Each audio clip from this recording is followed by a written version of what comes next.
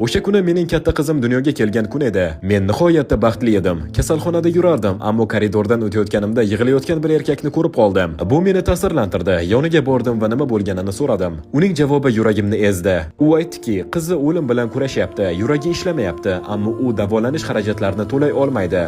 Rostini aytsam, ko'z yoshlarimni tuta olmadim. Ota bo'lganimdan beri dunyoga boshqacha qarayman. Bu holat menga juda adolatsiz tuyuldi. Ichimdan bir narsa sen yordam berishing kerak dedi. Ha, biz har doim ham hamma narsani o'zgartira olmaymiz, lekin men shu vaziyatda o'zgartira olardim.